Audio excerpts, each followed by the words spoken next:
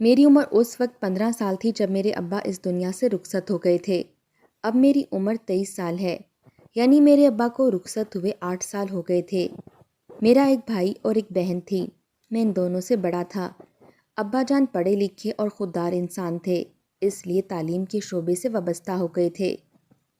امی جان بتاتی تھی کہ جب میرے ابا جھنگ شہر میں گئے تو کئی مہینے یہاں کا چکر نہیں لگاتے تھے۔ ایسا نہیں تھا کہ وہ والدین سے ناراض تھے یا کوئی اور بات تھی، دراصل وہ بہت مصروف رہتے تھے۔ مہینے میں صرف ایک بار ہی ان کا گاؤں میں چکر لگتا تھا۔ دادا جان انہیں دیکھ کر خوش ہو جاتے تھے۔ ابا جان کی شادی اپنی خالہ زاد سے ہوئی تھی۔ شادی کے بعد وہ اپنی بیوی کو شہر لے گئے تھے، پھر یہ سلسلہ بہت کم ہو گیا۔ ابا جان کم ہی گاؤں جانے لگے تھے۔ ابا جان کا گاؤں شہر سے بہت دور تھا۔ تعلیم کے شعبے سے وابستگی کی وجہ سے اب ان کے تبادلے ہوتے رہتے تھے، لیکن پھر 3 سال کے بعد ان کا مستقل تبادلہ گاؤں کے نزدیکی شہر میں ہو گیا تھا، تو چکر لگا لیا کرتے تھے۔ وہ جب گاؤں جاتے تو مجھے اپنے ساتھ ضرور لے کر جاتے۔ میں بھی گاؤں جا کر بہت خوش ہوتا تھا۔ میں تو کچھ دن وہیں رہنا چاہتا تھا، لیکن ابا جان کی نوکری کی وجہ سے مجھے واپس شہر جانا پڑ جاتا تھا۔ میرے دادا جان کی گاؤں میں ایک بہت بڑی اور قدیم حویلی تھی، لیکن وہ حویلی میں نہیں رہتے تھے۔ انہوں نے رہنے کے لیے بہت بڑا کوٹھی نما گھر بنایا ہوا تھا۔ گاؤں میں دادا جان کی زمینیں بھی بہت تھیں، آم کے باغات بھی تھے جن سے انہیں خاصی آمدنی حاصل ہو جاتی تھی۔ میرے دادا گاؤں کے چودھری بھی تھے۔ میرے دادا نہایت ہی رحم دل اور نیک دل انسان تھے، اور روایتی چودھری نہ تھے جیسا کہ ڈرامہ اور فلموں میں دکھایا جاتا ہے۔ گاؤں کے سبھی لوگ ان کی بہت عزت کرتے تھے۔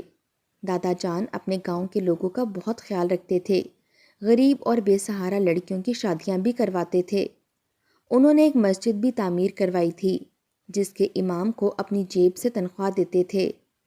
دادا جان کی جو حویلی خالی پڑی تھی وہ خزانہ حویلی کے نام سے مشہور ہو چکی تھی، حالانکہ میرے اندازے کے مطابق اس حویلی میں خزانہ نام کی کوئی چیز موجود نہیں تھی۔ میرے ابا دادا کے سب سے بڑے بیٹے تھے۔ وہ ابا جان سے بہت محبت کرتے تھے۔ وہ بھی کبھی شہر کا چکر لگاتے تھے۔ آخری بار وہ میری شادی پر آئے تھے۔ ان سے اب بھی کبھی کبھار فون پر بات ہو جایا کرتی تھی۔ جب بھی ان سے بات ہوتی تو وہ یہی شکوہ کرتے کہ دلاور، تم نے ہمیں بھلا دیا ہے، لگتا ہے جب میں مروں گا تو تم تبھی میری میت پر آؤ گے۔ تمہارا باپ بھی ایسا ہی تھا، وہ بھی شہر گیا تو مجھے بھول گیا تھا۔ دادا جان کی اس بات پر میں تڑپ کر رہ گیا تھا۔ میں نے جذباتی لہجے میں کہا کہ دادا جان ایسی بات نہ کیا کریں، اللہ نہ کرے آپ کو کچھ ہو، میری عمر بھی آپ کو لگ جائے، اللہ آپ کو لمبی عمر عطا فرمائے۔ آپ تو جانتے ہیں میں نوکری کی وجہ سے بہت مصروف ہوتا ہوں، لیکن آپ سے وعدہ کرتا ہوں کہ میں بہت جلد گاؤں کا چکر لگاؤں گا۔ دادا جان کی لمبی سانسیں لینے کی آواز سنائی دی، پھر وہ بولے ٹھیک ہے، میں تمہارا منتظر ہوں، اپنا وعدہ بھول نہ جانا ورنہ مجھے بہت دکھ ہوگا۔ میں نے کہا دادا جان آپ فکر نہ کریں، میں پروگرام بنا لوں گا، پھر آپ کو اطلاع کروں گا۔ دادا جان مطمئن ہو گئے۔ دادا جان سے بات کرنے کے بعد میں گاؤں جانے کا سوچنے لگا۔ ویسے تو گاؤں کی کھلی فضا بہت پسند تھی۔ میرے دادا کی عمر 90 سال کے لگ بھگ تھی، لیکن وہ حشاش بشاش صحت مند تھے۔ میرے دادا 5 وقت کی نماز کے پابند تھے۔ شادی کے بعد گاؤں کا یہ میرا پہلا چکر تھا۔ میری بیوی ماہم کو بھی گاؤں دیکھنے کا بہت شوق تھا۔ وہ شہر میں پلی بڑی تھی، اس کا کوئی رشتہ دار گاؤں میں نہیں رہتا تھا۔ میں نے جب اسے بتایا کہ ہم کچھ دنوں کے بعد گاؤں جا رہے ہیں تو وہ بہت خوش ہوئی۔ وہاں میرے ابا جان کے دوست ساجد خان کی بڑی بیٹی تھی۔ کیونکہ ہمارا ایک دوسرے کے ہاں آنا جانا تھا، مجھے اس سے محبت ہو گئی تھی۔ پھر جب میں نے اپنے والدین سے وہاں شادی کی خواہش ظاہر کی تو اگلے روز میرا رشتہ لے کر ساجد خان کے گھر چلی گئیں۔ ان کی بیٹی کو مجھ سے شادی کرنے پر کوئی اعتراض نہیں تھا، اس لیے اس نے بھی ہاں کر دی اور کچھ عرصے کے بعد پوری دھوم دھام سے شادی ہو گئی۔ میری دادی تو حیات نہیں تھی، میری بیوی خوش مزاج لڑکی تھی جس نے آتے ہی ساتھ میری اماں کے دل میں جگہ بنا لی تھی۔ وہ ماہم کو بہو کا نہیں بلکہ بیٹی کا درجہ زیادہ دیتی تھیں۔ مجھے بھی اس کی سادگی بہت پسند ہے۔ میرے گھر والوں کو پتہ چلا کہ میں اور ماہم کہیں جا رہے ہیں تو میری چھوٹی بہن اریبہ نے بھی ساتھ جانے کی ضد کر لی۔ وہ دادا کی چہیتی تھی۔ امی کی طبیعت ناساز تھی، اس لیے انہوں نے گھر پر رہنے کا فیصلہ کیا تھا۔ میرا چھوٹا بھائی ان کی دیکھ بھال کے لیے موجود تھا۔ میں نے دفتر سے 1 ہفتے کی چھٹی کی درخواست جمع کروا دی۔ میری درخواست منظور ہو گئی اور ہم گاؤں جانے کی تیاریاں شروع کرنے لگے۔ پرسوں ہماری روانگی تھی۔ یہ 2 دن پلک جھپکتے ہی گزر گئے تھے اور تیسرے روز فجر کی نماز کے بعد ہم گاؤں روانہ ہو گئے۔ 3.5 گھنٹے سفر کے بعد بالآخر ہم گاؤں پہنچ گئے۔ میں نے دادا جان کو پہلے ہی گاؤں آنے کی اطلاع دی تھی، اس لیے انہوں نے ہمارے استقبال کے لیے گاڑی بھیج دی تھی۔ ہم گاڑی میں بیٹھ کر دادا جان کے گھر پہنچ گئے۔ دادا جان، چاچا، چاچی اور ان کے بچوں نے ہمارا پرجوش استقبال کیا۔ دادا جان کو میں تقریباً 6 مہینے کے بعد دیکھ رہا تھا۔ وہ کافی کمزور ہو گئے تھے۔ ہم وہاں رہنے لگے۔ دادا جان نے ہمارے لیے 2 کمرے سیٹ کروا دیے تھے۔ 2 دن ہنسی خوشی گاؤں کی سحر میں گزر گئے۔ دادا جان کی حویلی جو خزانہ حویلی کے نام سے مشہور تھی، وہ قدرے پرانی اور ٹوٹی پھوٹی حویلی تھی۔ سب کمرے خالی پڑے تھے۔ فرش پر مٹی کی تہ جمی ہوئی تھی۔ وہ حویلی یوں ویران پڑی تھی جیسے وہاں بھوتوں کا بسیرا ہو۔ مجھے تجسس ہوا۔ میں نے دادا سے پوچھ لیا، یہ خزانہ حویلی کے نام سے کیوں مشہور ہے؟ کیا اس حویلی میں خزانہ دفن ہے؟ میری بات پر دادا نے زور سے کہکا لگایا اور بولے، نہیں پتر، ایسی کوئی بات نہیں۔ اس حویلی میں کوئی خزانہ نہیں ہے، یہ سب کسی کی پھیلائی ہوئی افواہ ہے۔ دادا جان کی باتوں سے مجھے یوں محسوس ہوا جیسے وہ مجھ سے کچھ چھپانے کی کوشش کر رہے ہیں۔ تاہم میں نے ان سے مزید اصرار نہ کیا اور خاموش ہو گیا، لیکن میں اندر ہی اندر کھٹک گیا تھا۔ 1 ہفتہ گاؤں میں گزارنے کے بعد ہم گھر واپس آ گئے۔ میں نوکری پر چلا گیا۔ شام کو جب میں گھر آیا تو کوئی آدمی مجھ سے ملنے آ گیا۔ میں نے اسے پہلی بار دیکھا تھا۔ میں نے اسے بیٹھک میں بٹھایا اور آنے کی وجہ پوچھی تو اس نے کہا کہ دلاور صاحب، میں آپ کی گاؤں والی حویلی خریدنے میں دلچسپی رکھتا ہوں، اسی سلسلے میں حاضر ہوا ہوں۔ اس آدمی کی بات سن کر میں چونکا اور پھر کہا، دیکھیے نعیم صاحب، پہلی بات تو یہ ہے کہ وہ حویلی میرے دادا جان کی ہے، اس پر میرا کوئی عمل دخل نہیں ہے۔ اگر آپ کو حویلی خریدنی ہے تو آپ کو میرے دادا جان سے بات کرنی چاہیے۔ اس آدمی نے کہا، آپ ٹھیک کہہ رہے ہیں، لیکن آپ کے دادا جان سے بھی ملنے گاؤں گیا تھا، لیکن وہ یہ حویلی سے انکاری ہیں۔ آپ کے پاس آنے کا یہ مقصد ہے کہ آپ ان سے بات کریں۔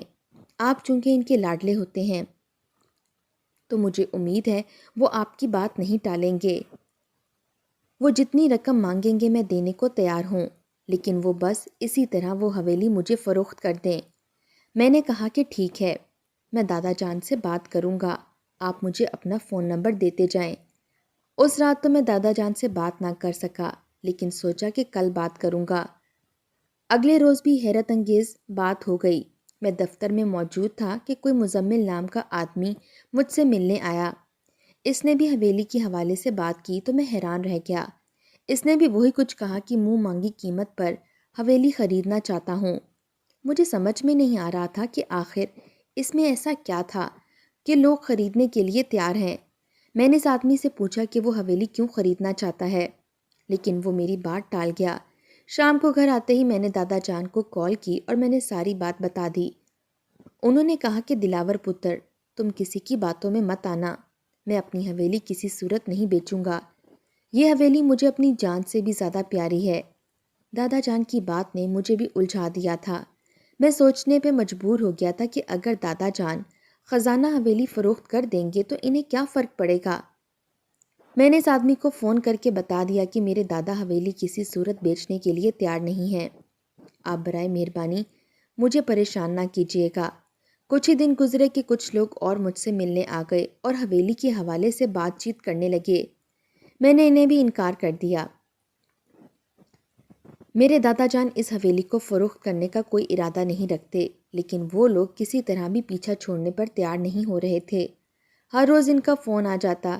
ان کے بار بار فون کرنے پر میں بے حد پریشان ہو گیا تھا۔ میں نے ایک بار پھر دادا جان سے حویلی کے حوالے سے بات کی تھی، لیکن انہوں نے سختی سے منع کر دیا تھا۔ کچھ لوگوں نے ہمیں اس کی وجہ یہ بتائی کہ اس حویلی کو گرا کر وہاں ایک فیکٹری بنانا چاہتے ہیں تاکہ اس گاؤں اور ارد گرد کے شہر میں رہنے والے لوگوں کو روزگار میسر ہو جائے۔ ایک پارٹی نے تو اسکول بنانے کا ارادہ کیا تھا۔ بالآخر لوگوں نے اس حویلی کے حوالے سے مشہور کر دیا کہ اس حویلی میں خزانہ چھپا ہوا ہے، اس لیے دادا جان وہ حویلی فروخت نہیں کرنا چاہتے۔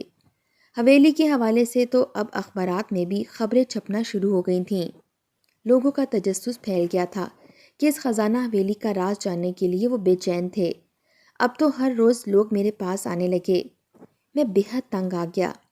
میں نے جب اس بارے میں ماہم سے ذکر کیا تو وہ بھی پریشان ہو گئی۔ جس آدمی نے کہا تھا کہ وہ حویلی گرا کر اسکول بنانا چاہتا ہے تاکہ لوگ تعلیم یافتہ ہو سکیں، اس گاؤں کے لوگ پڑھیں گے تو ہمارا ملک ترقی کرے گا۔ مجھے اس آدمی کی یہ تجویز پسند آئی، لیکن دادا جان نہیں مان رہے تھے۔ حالانکہ وہ گورنمنٹ اسکول کے خلاف نہیں تھے، لیکن وہ حویلی کسی صورت فروخت کرنا نہیں چاہتے تھے۔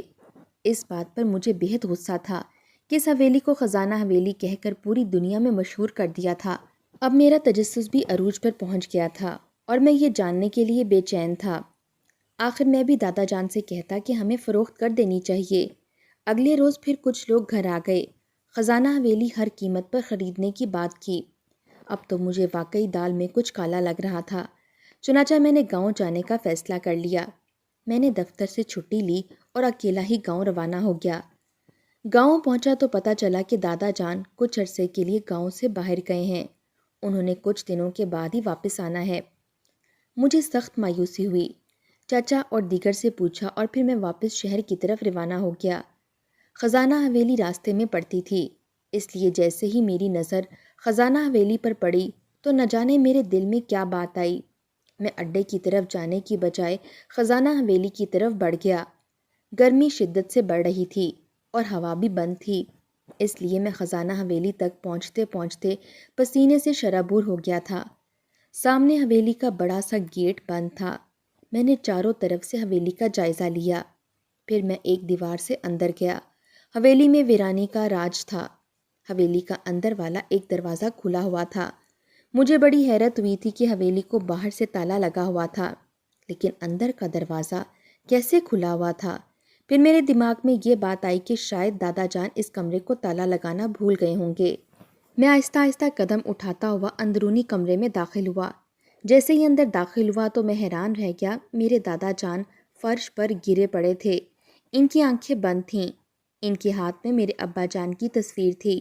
میں جلدی سے بھاگتا ہوا ان کی طرف بڑھا اور انہیں ہوش میں لانے کی کوشش کرنے لگا، لیکن جب دادا جان ہوش میں نہ آئے تو میں نے انہیں اٹھایا اور حویلی سے نکل کر قریبی ڈسپینسری کی طرف دوڑا۔ ڈسپینسری کھلی ہوئی تھی۔ دادا جان کو ایک بستر پر لٹایا اور ڈاکٹر انہیں ہوش میں لانے کی کوشش کرنے لگے۔ تھوڑی ہی دیر کے بعد وہ ہوش میں آ گئے اور ہوش میں آتے ہی ان کی نظر مجھ پر پڑی تو وہ چونک گئے۔ میں نے انہیں بتایا کہ آپ حویلی میں بے ہوش پڑے تھے تو میں آپ کو اٹھا کر یہاں لے آیا۔ دادا جان کی بے ہوش ہونے کی خبر میں نے چاچا کو بھی دے دی تھی، اس لیے وہ بھی ڈسپینسری پہنچ گئے تھے۔ جب دادا جان کی طبیعت بہتر ہو گئی تو میں انہیں گھر لے آیا۔ ہم سب ایک کمرے میں جمع تھے۔ دادا جان نے مجھ سے دریافت کیا کہ میں گاؤں میں کیا کرنے آیا ہوں۔ میں نے انہیں ساری بات بتا دی کہ حویلی خریدنے کے لیے لوگوں کی قطاریں لگی ہوئی ہیں اور مجھے منہ مانگے پیسے دے رہے ہیں کہ حویلی خریدنی ہے، آپ یہ حویلی فروخت کر دیں۔ یہ حویلی آپ کے کس کام کی ہے؟ ویران ہی تو پڑی ہے۔ اچھا ہے اگر یہاں اسکول بن جائے گا تو بچے تعلیم حاصل کریں گے۔ دادا جان نے میری بات پر چپ سادھ لی۔ میں واپس جانا چاہتا تھا لیکن مجھے روک لیا۔ میں نے ماہم کو فون کر کے بتا دیا کہ میں گاؤں میں ہوں، کل تک پہنچ جاؤں گا۔ اسے حیرت ہوئی تھی۔ اس نے مجھ سے پوچھا میں اچانک گاؤں کیوں چلا گیا۔ میں نے سمجھایا کہ فون پر کچھ بھی بتا نہیں سکتا، واپس گھر آ کر ساری بات بتا دوں گا۔ میری بات سن کر وہ مطمئن ہو گئی تھی۔ رات کو کھانا کھانے سے فارغ ہوئے تو دادا جان نے مجھے اپنے کمرے میں طلب کر لیا۔ شاید وہ کوئی اہم بات کرنا چاہتے تھے۔ میں دادا جان کے پاس بیٹھ گیا۔ دادا جان کی طبیعت اب پہلے سے کافی بہتر تھی اور کافی سنجیدہ دکھائی دے رہے تھے۔ وہ کچھ دیر خاموش بیٹھے رہے، پھر انہوں نے کہنا شروع کیا، دلاور بیٹا، جانتے ہو میری حویلی خزانہ حویلی کے نام سے کیسے مشہور ہوئی؟ نہیں جانتے تو میں بتاتا ہوں۔ یہ حویلی میرے بیٹے یعنی تمہارے باپ کمال کے نام پر ہے، اور یہ اس نے اپنی نگرانی میں بنوائی تھی۔ اسے بہت پسند تھی۔ مجھے اس کی ایک ایک اینٹ سے محبت ہے، کیونکہ اس حویلی میں میرے بیٹے کی یادیں وابستہ ہیں۔ یہ حویلی خزانہ حویلی کے نام سے مشہور ہوئی ہے۔ شاید میں نے کسی سے ذکر کیا تھا، اسی لیے کسی نے یہ افواہ پھیلا دی کہ اس حویلی میں خزانہ دفن ہے۔ جب کمال نوکری کے سلسلے میں شہر چلا گیا تو یہ حویلی ویران ہو گئی۔ کمال جیسے ہی یہ خالی چھوڑ کر گیا تھا، یہ آج بھی ویسی ہی پڑی ہے۔ میں چاہتا تو اس حویلی میں رہائش رکھ سکتا تھا، لیکن میں نے اپنے بیٹے کی یاد میں حویلی میں رہائش رکھنا مناسب نہیں سمجھا۔ میں ہر جمعرات وہاں جاتا ہوں اور صبح سے شام تک وہیں بیٹھا رہتا ہوں۔ اس بار میں گھر یہی کہہ کر گیا کہ میں شہر جا رہا ہوں اور کچھ دنوں کے بعد واپس آ جاؤں گا، لیکن میں شہر نہیں گیا اور میں حویلی چلا گیا۔ مجھے کمال کی بہت یاد آ رہی تھی۔ وہ بڑی جلدی مجھے چھوڑ کر چلا گیا۔ میں اسی لیے یہ حویلی فروخت نہیں کرنا چاہتا۔ میں آج بھی کمال کو بہت یاد کرتا ہوں۔ اللہ تعالیٰ میرے بیٹے کو جنت میں اعلیٰ مقام عطا فرمائے۔ میں نے بھی صدقے دل سے آمین کہا۔ اتنا کہنے کے بعد دادا جان پھوٹ پھوٹ کر رونے لگے۔ وہ بہت غمگین تھے۔ مجھ سے ان کی یہ حالت دیکھی نہیں جا رہی تھی۔ میں نے انہیں گلے سے لگا لیا۔ ابا جان کا ذکر سن کر میری آنکھیں بھی نم ہو گئی تھیں۔ اب ساری بات کھل چکی تھی کہ یہ حویلی اس نام سے کیوں مشہور تھی اور دادا جان اسے کیوں فروخت نہیں کرنا چاہتے۔ میں نے ان کو یقین دلایا کہ جب تک وہ نہیں چاہیں گے حویلی فروخت نہیں کی جائے گی۔ میں نے وہ رات دادا جان کے پاس گزاری۔ اگلے روز صبح شہر کے لیے روانہ ہو گیا۔ میں جیسے ہی اس حویلی کے قریب سے گزرا تو میری نظر حویلی کی دیوار کی طرف گئی۔ میں جھٹک کر رہ گیا۔ مجھے یوں محسوس ہوا جیسے میں نے کسی انسان کو جھانکتے ہوئے دیکھا ہے۔ میرے اندر تجسس ہوا۔ میں جلدی سے حویلی کی طرف بڑھ گیا۔ حویلی کے گیٹ پر تالا لگا ہوا تھا۔ میں نے گیٹ کی چھری سے اندر جھانکا تو مجھے کسی انسان کی پشت دکھائی دی۔ پریشان ہوا کہ حویلی میں کون ہو سکتا ہے۔ اچانک مجھے قدموں کی آہٹ سنائی دی تو میں جلدی سے جھاڑیوں میں چھپ گیا۔ کچھ ہی دیر گزری کہ مجھے دو آدمی آتے ہوئے دکھائی دیے۔ انہوں نے اپنے چہرے چھپائے ہوئے تھے اور وہ سیاہ لباس میں ملبوس تھے۔ میں نے دیکھتا ہی رہا۔ ان کا رخ حویلی کی گیٹ کی طرف تھا۔ گیٹ کے قریب پہنچ کر انہوں نے ادھر ادھر دیکھا اور پھر گیٹ کو دھکے دینے لگے۔ وہ اس حویلی میں کیا کر رہے تھے؟ میرے دماغ میں طرح طرح کے خیالات جمع ہو رہے تھے۔ میں ان لوگوں کے بارے میں جاننے کے لیے بے چین تھا۔ ڈاکو تو نہیں، ڈکیتی کی نیت سے یہاں چھپے ہوں۔ پولیس کو ان کے بارے میں آگاہ کرنا ضروری تھا۔ پہلے میں نے سوچا کہ دادا جان کو جا کر بتاتا ہوں، لیکن پھر میں نے یہ ارادہ ترک کر دیا، ایسا نہ ہو کہ ان لوگوں کو اطلاع مل جائے اور وہ فرار ہو جائیں۔ چنانچہ میں جھاڑیوں سے نکل کر تھانے کی طرف بڑھا۔ تھانہ کافی دور تھا۔ میں نے انسپیکٹر کو ساری بات بتائی۔ انسپیکٹر نے فوری نفری تیار کی اور میرے ساتھ حویلی کی طرف روانہ ہوئے۔ پولیس نے وہاں پہنچتے ہی حویلی کو چاروں طرف سے گھیر لیا۔ حویلی میں چھپے ہوئے لوگوں نے پولیس پر فائرنگ کی اور وہاں سے بھاگنے کی کوشش کی، لیکن پولیس نے انہیں پکڑ لیا۔ وہ 3 آدمی تھے جنہیں پولیس تھانے لے گئی۔ ان پر تشدد کیا تو انہوں نے اگل دیا وہ ڈاکو ہیں اور رات کو ڈکیتیاں کرتے ہیں۔ ڈکیتیاں کرنے کے بعد وہ اس حویلی میں چھپتے ہیں۔ انہوں نے جو بات بتائی وہ سن کر میرے پیروں کے نیچے سے زمین نکل گئی۔ ان ڈاکوؤں نے بتایا کہ اس حویلی میں کروڑوں کا مال موجود ہے۔ انسپیکٹر نے میرے دادا کو بھی خبر کر دی اور وہ بھی چاچا کے ساتھ تھانے پہنچ گئے تھے۔ فوراً ہی پولیس نے حویلی پہنچ کر خفیہ جگہ سے مال اور نقدی برآمد کر لی۔ ڈاکوؤں کی گرفتاری کی خبر آنن فانن جنگل میں آگ کی طرح ملک بھر میں پھیل گئی تھی۔ پولیس کے اعلیٰ افسران اور میڈیا کے نمائندے پہنچ گئے تھے۔ لوگوں نے ڈاکوؤں کی گرفتاری پر سکھ کا سانس لیا تھا۔ ساتھ ہی مجھے بھی انعام و اکرام سے نوازا گیا تھا۔ پولیس والے بھی بہت خوش تھے کہ میری بدولت وہ ڈاکو پکڑے گئے تھے۔ اس شام میں گھر روانہ ہو گیا۔ میرے گھر والے بھی میری بہادری پر بہت خوش ہوئے تھے۔ دادا جان نے مجھے کہا کہ میں نے حویلی فروخت کرنے کا فیصلہ کر لیا ہے اور میں چاہتا ہوں کہ جو بھی اس حویلی کو خریدے وہ یہاں اسکول قائم کرے، کیونکہ گاؤں میں اسکول نہ ہونے کی وجہ سے بچوں اور بچیوں کی تعلیم حاصل کرنے میں دشواری ہو رہی تھی۔ میں نے ان کی بات مان لی تھی۔ شہر پہنچتے ہی میں نے واجد صاحب کو فون کر دیا تھا، کیونکہ وہ حویلی خرید کر اسکول بنانا چاہتے تھے۔ معاملات طے پا گئے اور یوں ہی کچھ روز بعد وہ حویلی فروخت ہو گئی۔ پھر اس حویلی کو اسکول کی شکل دے دی گئی اور اسکول کا نام میرے ابا جان کے نام پر رکھا گیا، یعنی کمال ہائی اسکول۔ اسکول قائم ہوتے ہی دادا جان کے گاؤں کے علاوہ قریب کے گاؤں سے بھی بچے پڑھنے کے لیے آنے لگے اور یہاں ایک ہی مہینے میں اسکول میں بچوں کی تعداد 200 کے لگ بھگ ہو گئی۔ دادا جان نے وہاں پڑھانے والے اساتذہ کی تنخواہوں کا ذمہ خود لیا تھا۔ مجھے بہت خوشی تھی کہ دادا جان نے بہترین فیصلہ کیا تھا۔ حویلی خالی پڑی رہنے سے بہتر تھا کہ اسے کسی اچھے کام کے لیے استعمال کیا جائے، اور اب اس حویلی کی جگہ اسکول قائم ہو گیا تھا۔ آپ کے خیال میں دادا جان نے حویلی فروخت کر کے ٹھیک کیا یا انہیں بیٹے کی یاد میں خود وہ جگہ آباد کرنی چاہیے تھی؟ اپنی قیمتی رائے کامنٹ باکس میں ضرور دیجیے گا، اور اگر آپ ہمارے چینل پر نئے ہیں تو چینل کو سبسکرائب کر دیں اور ویڈیو کو لائک کر دیں۔ شکریہ۔